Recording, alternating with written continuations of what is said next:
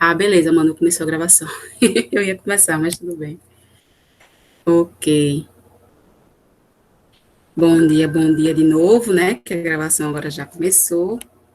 Deixa eu iniciar aqui a minha apresentação, que eu não estou conseguindo. Na verdade, eu já iniciei. Já apareceu para vocês aí, não? O compartilhamento da tela. Então, a gente vai dar continuidade hoje ao tema a respeito do barroco. E, em seguida, vamos falar um pouquinho, se der tempo, né? Eu acho que não vai dar. Mas também vai falar um pouquinho sobre João Cabral de Melo Neto também, que faz parte do agora sim, que faz parte do nosso projeto. Tá vendo como talento, gente? Demora que só para aparecer. Acho que agora. Ah, massa. Perfeito, Wanderson, muito obrigada. Então vamos lá, né? Na aula passada ficamos para falar sobre a linguagem do barroco. A desvantagem, entre aspas, né, da gente gravar aulas separadas, aula só com o primeiro D, só com o primeiro C, só com o primeiro I, é que o assunto é o mesmo, aí fica bem repetitivo. Mas são pessoas diferentes, então, com todo o prazer do mundo, a gente repete, porque são entendimentos diferentes. Então, na nossa última aula, ficamos para completar a fala sobre a linguagem barroca, não é? Então, vamos lá. A linguagem barroca é justamente esse tipo de linguagem provocadora. Lembra que barroco está ligado a essa questão da dualidade. Deixa eu mostrar aqui esse mapa mental para vocês, que é bem massa, que eu gosto bastante. Deixa eu aumentar aqui a tela. Então, nesse mapa mental aqui, a gente consegue fazer um tour, né? Uma retomada sobre tudo o que foi o barroco. Então, veja, primeiro que o barroco, o período dele é no período colonial brasileiro. Então, é o período em que o Brasil está extremamente, assim, a todo vapor, sendo explorado pelos portugueses. Então, portugueses já se instalaram aqui, já construíram supostamente, né, famílias aqui, já há a mestiçagem e é, a mistura, né, das etnias, do indígena com o europeu. Então, já muita coisa já está mudando e a linguagem, o barroco ele vai predominar nesse processo até o século XVII. Qual é a ideia do barroco? Lembra que ele ocorre num período em que passou a reforma, passou o período da Idade das Trevas, né, o período em que a igreja dominava tudo, em que as vidas das pessoas eram controladas por entidades religiosas, pela entidade religiosa, já que tinha somente uma, então, pela igreja, né, por assim dizer, e depois conseguiu-se um crescimento de pessoas, do homem agora sendo centralizado, a razão sendo valorizada, a ciência, em detrimento, então, em negação à religião. Então, saiu de um extremo para o outro extremo. E a balança começa, né, a ficar meio dúbia. Ora, é um grupo relacionado a essa questão muito forte, religiosamente falando, a igreja dominando a vida das pessoas, e por outro lado, a ciência negando ali a questão da religiosidade. Então, as gerações que são posteriores a esses dois momentos, elas começam agora a se ver, né, nas duas situações. Então, existe a questão do divino, da religiosidade, e existe a questão do profano, do ser humano, pecaminoso, né? E, ao mesmo tempo, aquele que é racional, que consegue compreender tudo o que acontece, consegue resolver, e ele começa agora a ficar no centro. Então, essa dualidade, esse conflito espiritual, ó, entre o bem e o mal, céu e inferno, dia e noite, razão e religiosidade, razão e fé, né? Pecaminoso e divino, tá certo? Então, o ser humano e a divindade. Então, essas dualidades, essas contradições que ocorrem dentro do barroco. Então, isso porque a sociedade europeia vivia esse conflito. Aqui no Brasil a gente não vivia, não. Mas como os autores, as pessoas iam estudar na Europa, então eles começavam a observar tudo isso. E claro que refletia aqui no Brasil, porque no Brasil nós tínhamos portugueses.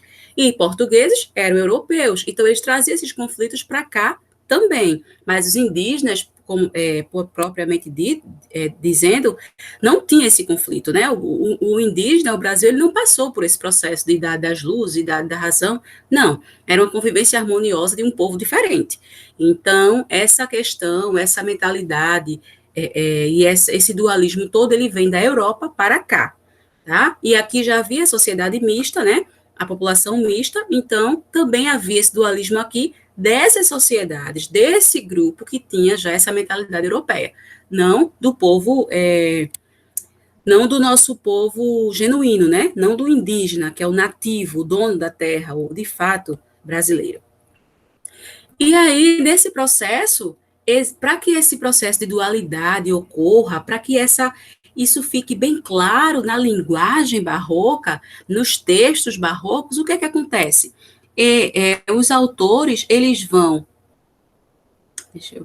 Os autores, eles vão se encher, né? Vão se munir, vão trazer para seus textos a munição da linguagem, das figuras de linguagem, para que essa linguagem provocadora, rebelde em que sentido?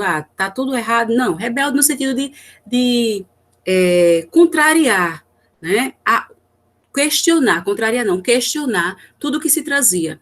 Então, beleza, está acontecendo determinada coisa, tá, mas por quê, para quê, como, onde, por que não pode ser de outra forma? Então, o questionamento, tá? A provocação, não é, dessa questão. Então, a sátira era muito utilizada, principalmente na poesia, principalmente por Gregório de Matos, que a gente vai falar um pouquinho sobre ele daqui a pouco, tá certo? A sátira era uma provocação, né, um certo deboche sobre aquele tema. Então, na questão política, por exemplo, ele chegou a ser, inclusive, exilado, Gregório de Matos, a gente também vai falar um pouquinho sobre isso, porque ele questionava muito as questões políticas que ocorria na Bahia, especialmente o governador daquele período, que estava lá, que era a Câmara, alguma coisa Câmara, daqui a pouco a gente vê o nome dele. Então, vai retratar essa inquietação, essa inconformidade do homem e o seu conflito, né? O conflito do corpo e da alma, da razão e da fé, essa contradição mesmo. E aí ocorre o uso constante dessa linguagem, das figuras de linguagem, aquele assunto que a gente estudou, tá vendo? Ele sendo recorrente aqui. Então, a gente viu primeiro o que são essas figuras de linguagem e como elas atuam dentro do texto. E a gente vai confirmar isso agora, certo? Então, dentro da linguagem barroca, o que é que acontecia? Eles usavam bastante metáfora, que é aquela comparação implícita. Olha aqui um exemplo. Cadê? Olha aqui um exemplo. Quis Cristo que o preço da sepultura dos peregrinos fosse o esmalte das armas. Esmalte das armas? Arma tem esmalte?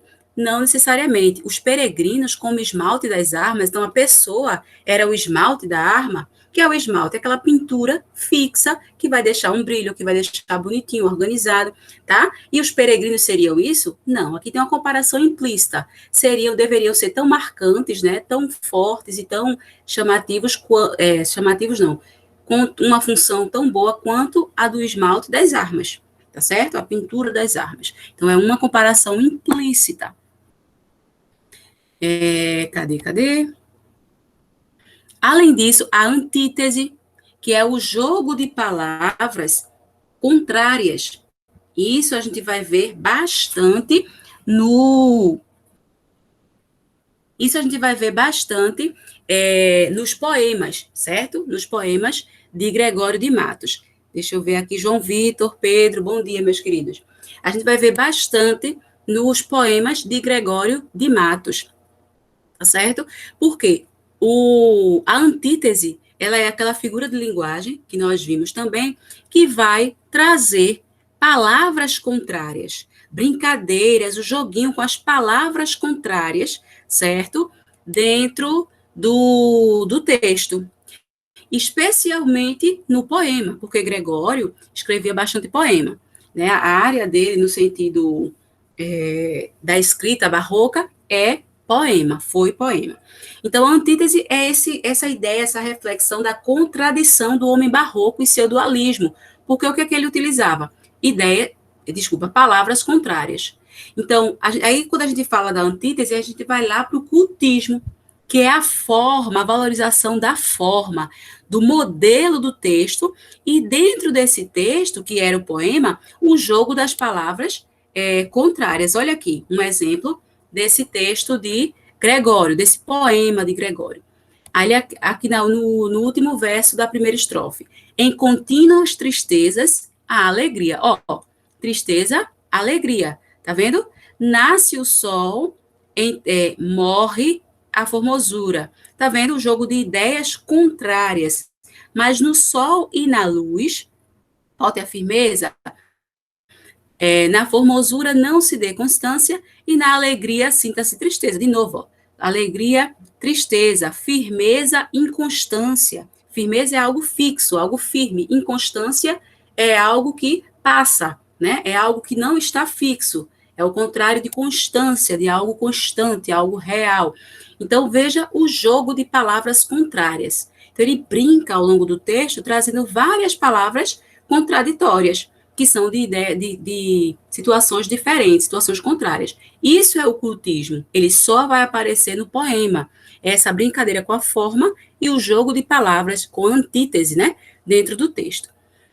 E o paradoxo é uma outra figura de linguagem muito recorrente, porém, muito mais recorrente no texto em prosa, que é o texto em prosa, repetindo, porque eu já falei na aula passada. Texto em prosa é esse tipo de texto aqui, ó. O texto, tá vendo? Escrito em linhas e parágrafos. Esse texto comum que a gente costuma escrever é o texto em prosa. Esse ao lado aqui é o texto em poesia, em formato de poema, ó. Tá vendo? 4 estrofes. 2 estrofes com 4 versos, 2 quartetos, e 2 estrofes com 3 versos, 2 tercetos. Então, nós temos um soneto. Isso a gente aprendeu lá, olha aí de novo o assunto recorrendo, tá vendo? Um ligadinho com o outro. Isso a gente aprendeu lá em gênero textual e tipo textual, tipologia textual. Tá vendo que um assunto precisa do outro? Então, quem por acaso fica na dúvida quando eu lanço alguma coisa, mesmo depois que eu explico assim rapidinho, retoma essas aulas anteriores, dá uma olhada, assista essas aulas, porque um assunto precisa do outro. E aí, quando chegar na prova diagnóstica, tá? As portas, quando chegar na prova, naturalmente vai haver questões que vocês vão precisar desse outro conhecimento para fundamentar e você entender a pergunta da questão, por exemplo, sobre o barroco.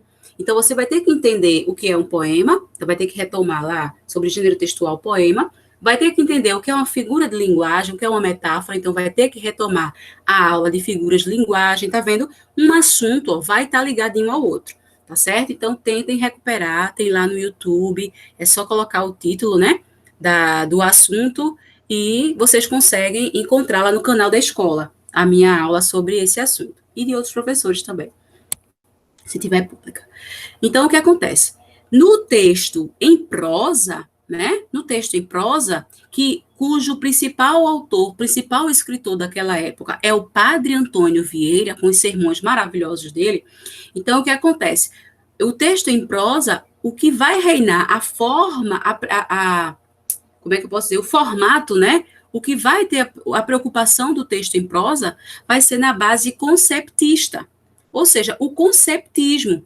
Ele vai valorizar, né, o conteúdo, o jogo das ideias. Então, agora a preocupação não é com o formato do texto, certo? Não é com o modelo do texto, se ele vai ter, que palavras eu vou usar no sentido de rima, isso, aquilo, outro, como ele vai ficar bonitinho na visibilidade, não.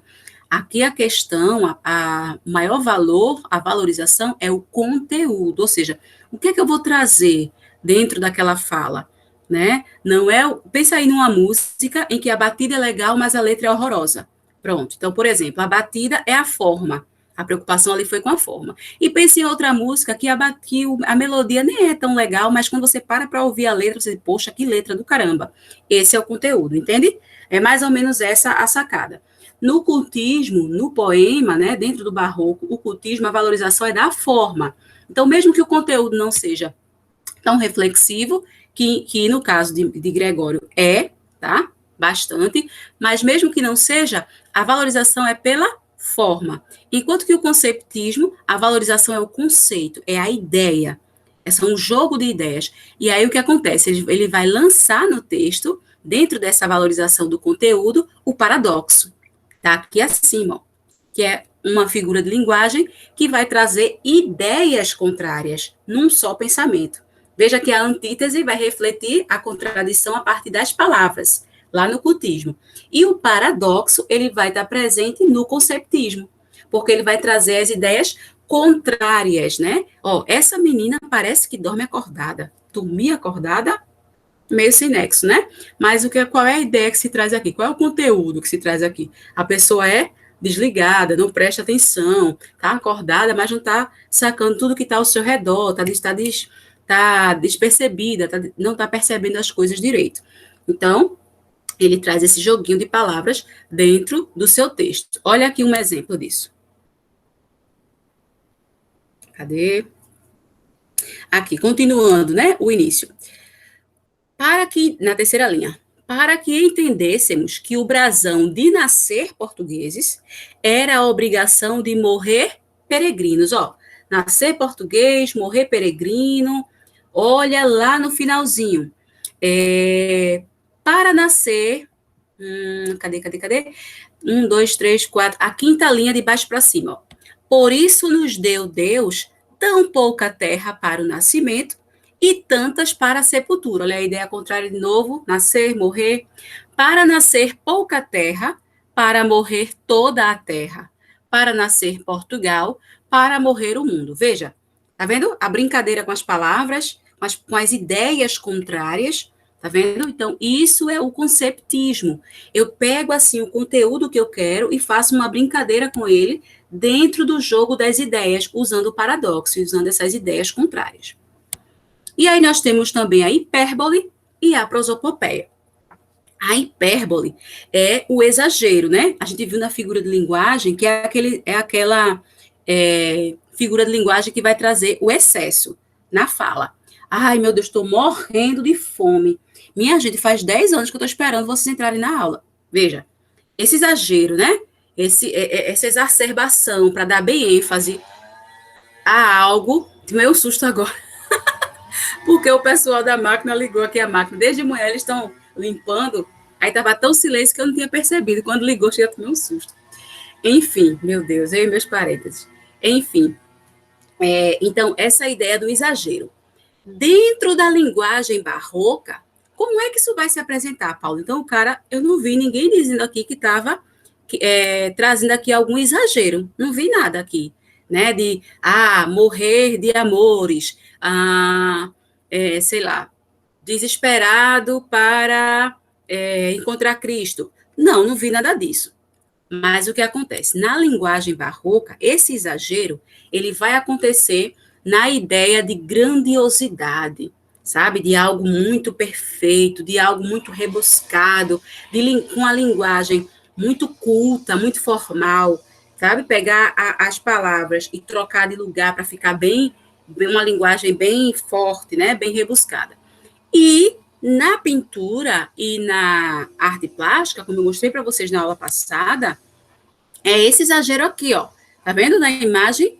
Muitas cores assim, entre aspas, mas bastante elementos, bastantes características e detalhes nas imagens. Quando se trata de escultura e de construção, ó, bastante ouro, bastante imagem, cheio de detalhes, tá vendo? Aquele exagero mesmo que chega a dar agonia quando a gente olha do excesso de informação. É nesse sentido que a hipérbole se apresenta dentro do barroco, na linguagem barroca, seja ela escrita ou imagética. E a prosopopeia, que é a personificação de seres inanimados para dinamizar a realidade. Então, eu trago características de pessoa, como, por exemplo...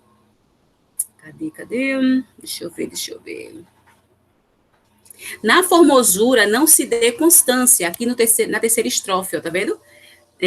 Mas no sol e na luz falte a firmeza. Firmeza é uma característica de ser humano. Mas ele trouxe essa característica, né? Que diz que falta essa firmeza no sol e na luz. Eu falei lua, né? No sol e na luz. Por quê? Sol e luz são seres inanimados. Mas ele traz essa característica de ser humano para esses dois elementos. na formosura não se dê constância. Então, formosura também é uma característica de ser humano que se transformou aqui num sujeito. Então, ele falou de constância, ou seja, algo firme para a formosura, mas formosura é algo abstrato, a gente não consegue, não é um ser animado, não é um ser humano, não é? Então, a gente não deveria, não é uma característica desse substantivo. Então, ele trouxe característica de seres inanimados, ou de seres humanos para seres inanimados. Tá certo? Então, essa é um pouquinho da linguagem barroca. É exatamente isso que vai trazer a linguagem barroca. Eu comecei isso na aula passada, tá bom? Então, por isso que eu também dando uma pressinha, porque eu quero concluir esse assunto hoje, que a gente já está bastante repetitivo nas minhas 3 turmas.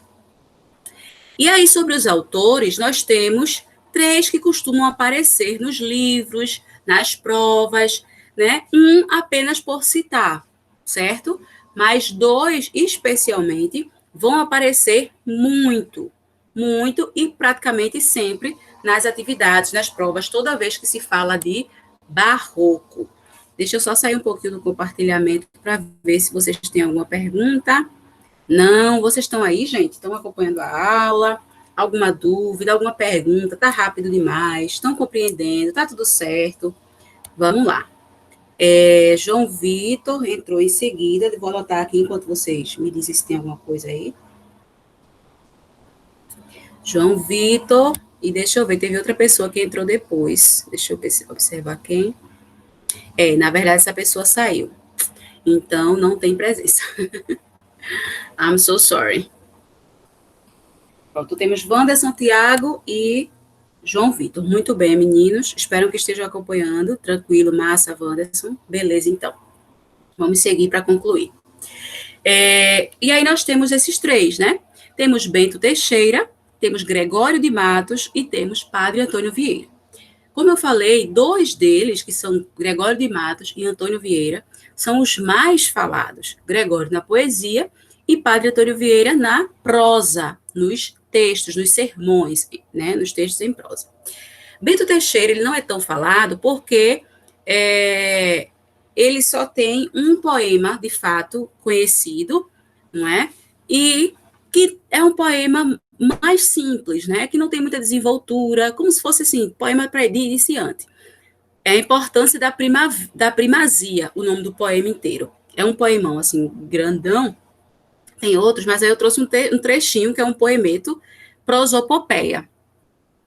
Cantem poetas o poder romano, submetendo nações ao jugo duro, o montuano pinte o rei troiano, descendo a confusão do reino escuro. Veja que ele começa a trazer questões ligadas a nações, a guerra, a conquistas, ou seja, uma prosopopeia é um poema que traz, que fala sobre os feitos, né? Os grandes feitos de personalidades dentro das civilizações, especialmente greco-romanas, certo? Então, é um poema que vai tratar sobre as grandes conquistas, por isso prosopopeia. Prosopopeia é um poema épico, ou seja, ele traz informações sobre questões de guerra, sobre conquistas, sobre questões assim de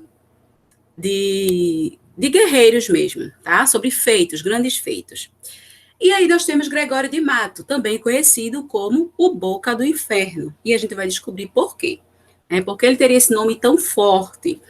O Boca do Inferno, você associa logo. Hoje seria, talvez a gente associasse erroneamente a alguém que fala, sei lá, muita pornofonia, né? Muito palavrão, vulgarmente falando. Mas não.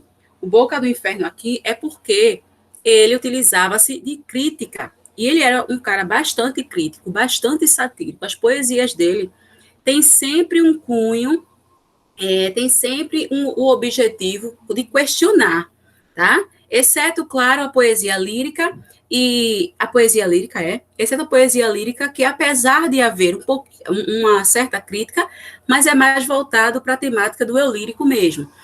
Mas a poesia satírica, a poesia sacro-filosófica, a poesia erótica, especialmente a satírica e a sacro-filosófica, eles têm muita muito questionamento, muita provocação.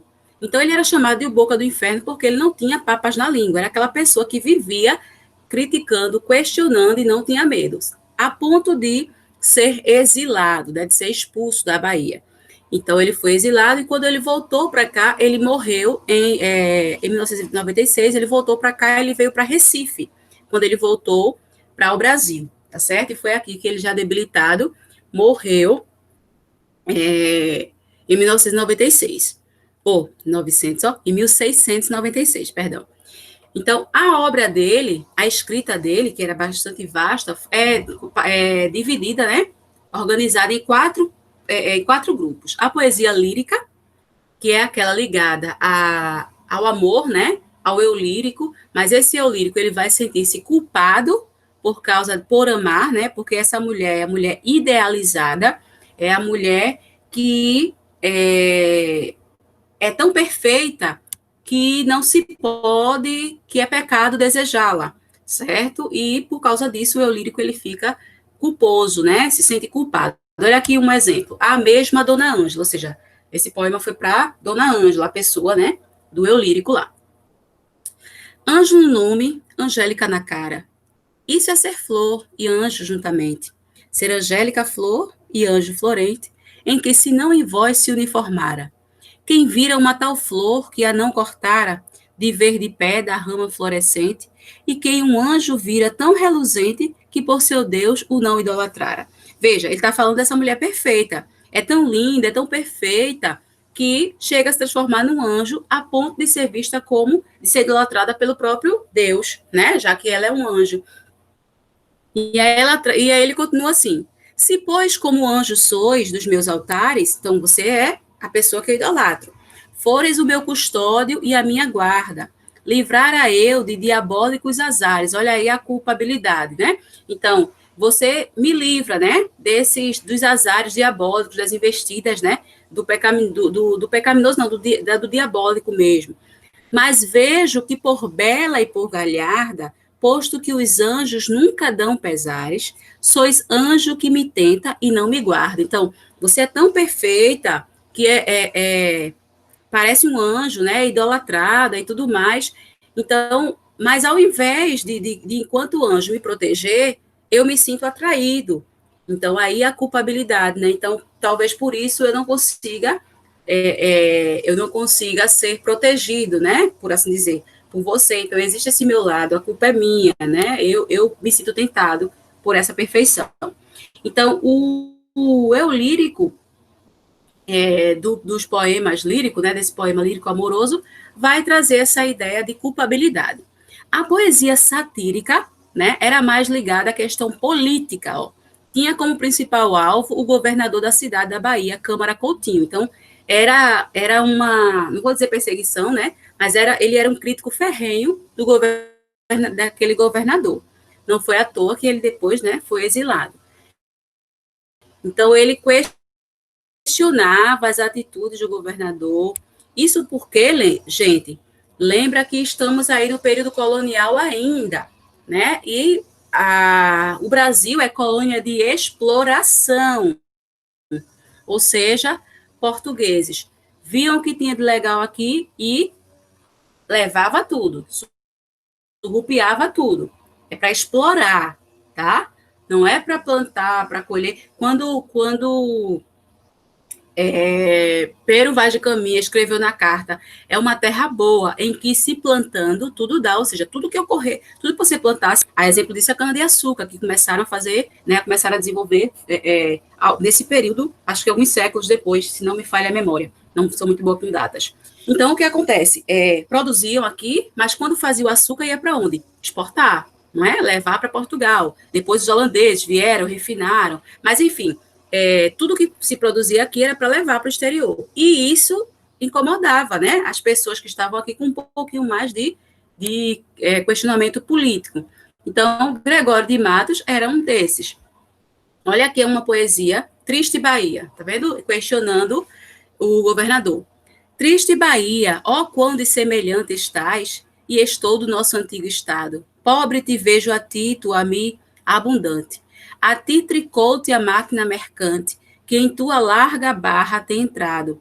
A mim foi-me trocado e tem trocado tanto negócio e tanto negociante. Aqui ele está falando, lembra também, eu digo lembra porque isso é questão de história, viu, minha gente? Vocês já tiveram esse conhecimento em algum momento com os professores de história de vocês, ao longo da vida.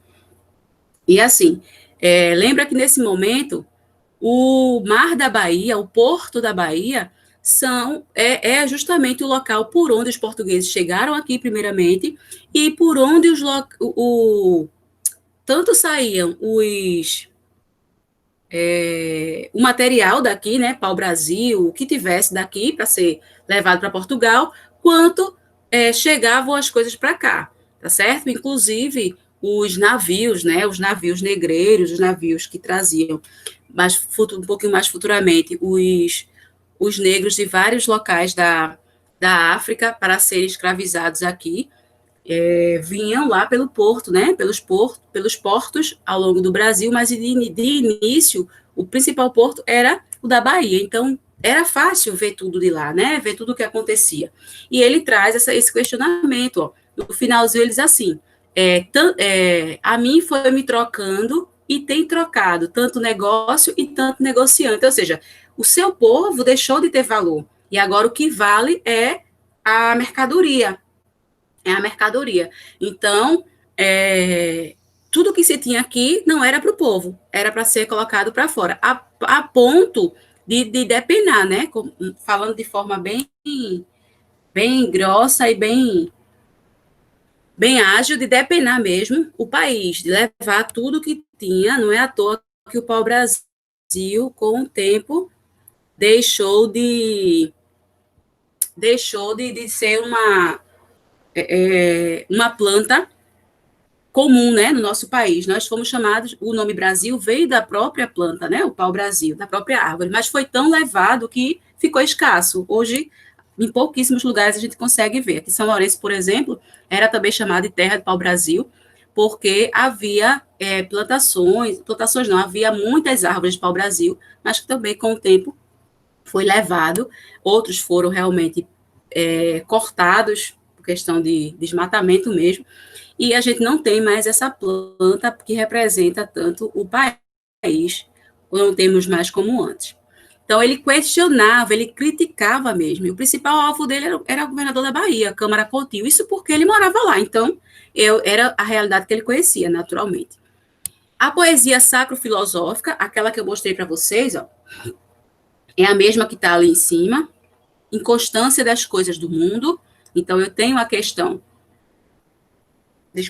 sacro-filosófica, né? Eu penso no que é das coisas da natureza, das coisas dadas por Deus, e na inconstância. Por que filosófica? Porque tem uma temática para se refletir, né? Para falar sobre essa questão da efemeridade das coisas, né? Traz uma discussão da metafísica da vida, ou seja, eu reflito sobre o existir, sobre esse lance de tudo passar muito rápido, de eu ter que aproveitar, ter que me organizar, né? E a questão também do amor e da fé. Ele também fala sobre isso. Tem até um poema que é sobre o pecar, né? Pequei, Senhor, mas não porque pecado, e tantas outras. E a poesia erótica, que traz uma sensualidade mais explícita. Não confundam com essa ideia de hoje, tá certo? Não é esse tipo de situação explícita, e sim algo mais contido. Mas quando ele diz sexualidade explícita, é falar mesmo de um modo geral sobre a questão dos desejos. E confirmava a alcunha de profano. Profano também não associem com sexualização ou sexualidade explícita, não é isso. Essa questão do profano é do ser humano pecaminoso, do ser humano corrupto, do ser humano mau caráter, do ser humano também que tem desejos, também a questão da sexualidade, então junta tudo isso do ser humano mesmo, tá bom? É nesse sentido, a alcunha do profano, o tema do profano, do humano. Lembra que a gente tem aqui uma dualidade. E esse era Gregório. Lembrando que quem tiver alguma dúvida sobre esse início e essa retomada do barroco, como chegou aqui, como surgiu, temos já acho que umas 2 aulas sobre isso, tanto no Classroom, digitado, organizado, conversado, quanto no YouTube, tá certo? Quem não estava presente nessas aulas, retoma lá, vê lá no YouTube, coloca aula sobre o barroco, que vai aparecer as nossas aulas e você assiste para retomar esse início. Hoje eu vou realmente concluir essa parte, então não vou mais retomar, não este ano, sobre isso com vocês, a não ser, claro, em revisões. E aí nós temos o padre Antônio Vieira, que é um outro autor muito importante. Ele nasceu em Lisboa, então, de origem, né, de nascimento, ele é português.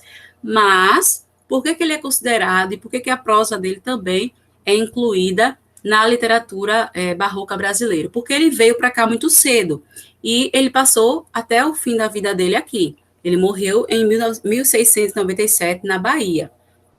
Então, veja que percebem que nesse período barroco, os autores que nós temos são de onde? Da Bahia. Por quê? Salvador foi considerada a primeira capital do Brasil.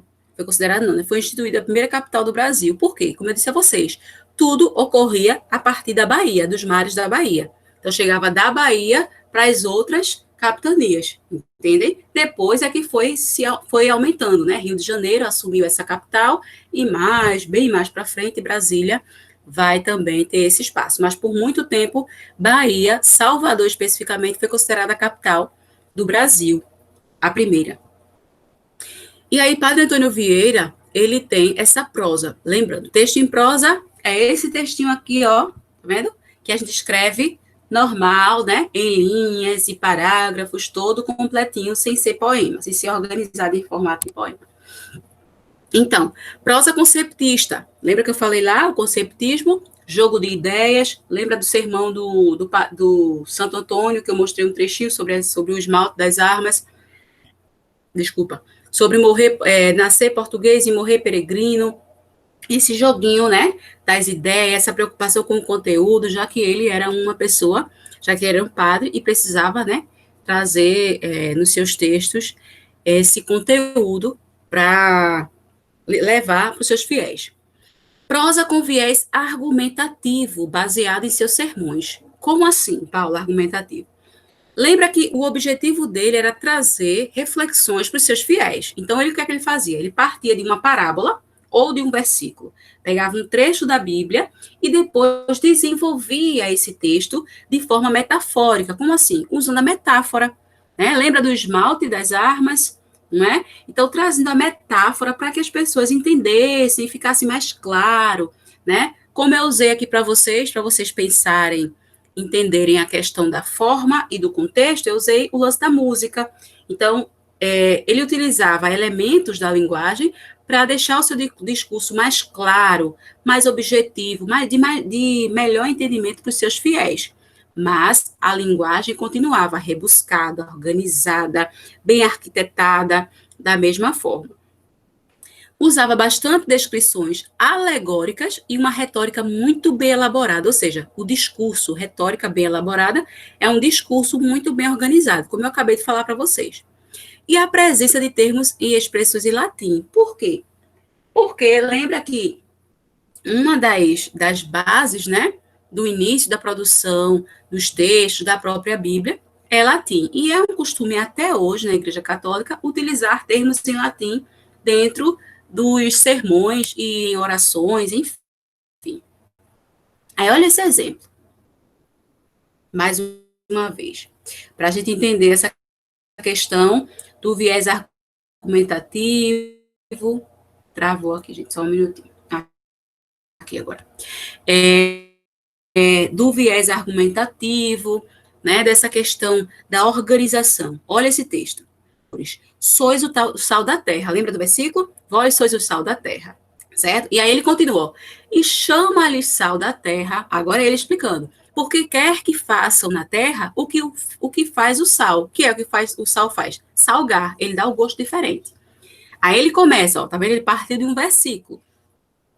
O efeito do sal é impedir a corrupção. Olha a metáfora. Impedir a corrupção é papel do sal? Não, né? Mas o que é que ele quer dizer? Se você é o sal da terra, então você tem que impedir a corrupção. Fico imaginando se ele viesse fazer um discurso hoje, né? Meu Deus, ele não ia ter palavras para conseguir ver essa questão da corrupção, porque o Brasil está cada vez pior. Então, o efeito do sal é impedir a corrupção. Mas quando a terra se vê tão corrupta como está a nossa, havendo tantos nela que têm ofício de sal, qual será ou qual pode ser a causa desta corrupção? Então, veja o que ele está querendo dizer aqui. Ele está dizendo assim: o seu trabalho é ser diferente. O seu trabalho é ser o sal. É impedir, é salgar, é fazer diferente, impedir que a carne estrague, porque o sal ele conserva. Não é isso? Então, o seu objetivo é impedir que as pessoas se corrompam, porque você é o sal. Agora, o que a gente está vendo é muita corrupção de um modo geral. Se tem aqui pessoas que deveriam ser diferentes e a corrupção está ganhando espaço, então o que está acontecendo? Talvez essas pessoas que deveriam ser o sal não estejam prestando atenção nisso ou não estejam agindo como sal. Entendem? Ele traz esse questionamento e depois ele vai falar dos peixes também. Tudo em metáfora, tá vendo? Ele pega a metáfora, traz para o contexto, organiza as palavras muito bem organizadas e traz a partir de uma palavra, de uma parábola ou de um versículo bíblico, o sermão dele para despertar os fiéis, social e politicamente. Sacaram? Então, essa era a pegada do padre Antônio Vieira. Então, a linguagem barroca é exatamente isso, a linguagem mais rebuscada e, ao mesmo tempo, uma linguagem que vai trazer para a reflexão e que vai trazer essa dualidade, essa contrariedade. Então, quem quiser printar essa tela, deixa eu deixar maior. Eu vou postar lá no Classroom também, não agora, porque ainda tenho outra aula assim que terminar essa, mas eu vou postar no Classroom essa imagem também, mas vocês podem printar. Isso vai ajudar vocês muito a entenderem o barroco, tá vendo? Bem detalhado, só que bem resumido, ó. Sobre a forma, tá vendo? Vocabulário seletivo, sobre os conflitos, como eu falei para vocês. Olha os autores principais, Gregório e Padre Antônio, sobre o conceptismo e ocultismo, as figuras de linguagem utilizadas. Aqui alguns outros autores brasileiros, tá vendo? Mas que a gente não fala muito, porque eles não vêm muito nos próprios livros de vocês, eles não vêm muito apresentados, vêm mais sendo citados, mas não tanto estudados e também não apresentam todos nas provas, ok? Então, façam um print aí, quem tiver condição de fazer, acho que devem ter feito já, né? Quem não tiver condição de fazer, não tem problema, eu vou lançar lá no Classroom um resuminho aí, esse mapa mental da Med Rabiscos, @medrabiscos, para vocês. Eu gosto de mapa mental e aconselho vocês a fazerem toda vez que tiverem com um assunto novo em qualquer matéria, ó, seguindo esse exemplo, tá vendo? Pegando as principais situações, a fala do professor ou do livro, enfim, e fazer esse mapinha mental que ajuda bastante vocês na hora de estudar, tá certo? E sobre o barroco, gente, é isso. Dei uma carreirinha aqui, né? Para a gente conseguir concluir. Sobre o barroco é isso, tá certo? Na nossa próxima aula, que será amanhã, deixa eu olhar aqui no horário, será amanhã, as duas últimas aulas também será pelo Meet, então acorda lá o povo, eu sei que não é o trabalho de vocês, mas chama aí os colegas de vocês, porque tem muita gente aqui. E a gente vai falar sobre João Cabral de Melo Neto e sobre o nosso projeto Filtrando Poesias, e vamos iniciar, eu acredito que dê tempo, um outro assunto para a gente. Aliás, vamos ver já, começar já a ver a questão da prova diagnóstica, que já está às portas, tá certo? A gente vai ver a questão das revisões e também o próximo assunto para quem entre nessa prova, tá certo? Cheiro para vocês, até amanhã. Até amanhã, podem ir lá para outra aula, vocês têm ainda outra aula, duas aulas, na verdade, ainda, também tem outra. Vou interromper a gravação. Muito obrigada pela presença e até amanhã.